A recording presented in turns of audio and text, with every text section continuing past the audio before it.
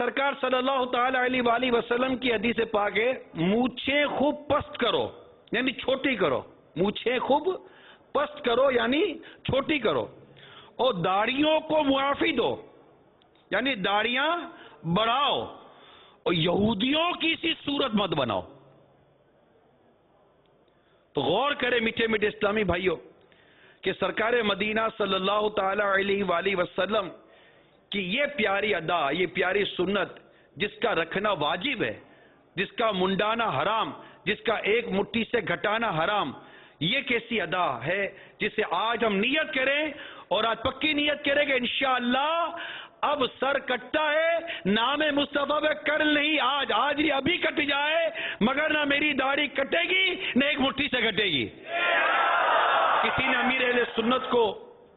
کچھ اس طرح واقعہ سنایا کہ بنگلہ دیش میں ایک نوجوان نے داڑھی رکھی تھی، جب اس کی شادی کا وقت قریب آیا تو والدین نے داڑھی منڈوانے کا کہا اور مجبور کیا، وہ پھنس گیا اور اس نے داڑھی منڈ دی۔ اب داڑھی منڈوا کر جب گھر کی طرف جا رہا تھا تو سڑک عبور کرتا ہوا روڈ پار کر رہا تھا کہ کسی تیز رفتار گاڑی نے اس کو کچل کر رکھ دیا اور اس کا دم نکل گیا۔ کیا ہوا؟ اس کی شادی کے نہ ارمان پورے ہوئے، نہ وہ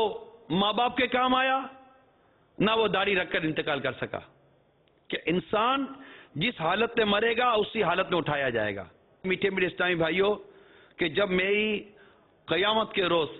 پیارے آقا کی بارگاہ میں حاضری ہو تب بھی میرے چہرے پر داڑھی ہو، میں آقا کی سنتوں پر عمل کرتا کرتا دنیا سے جاؤں، نہ کہ میں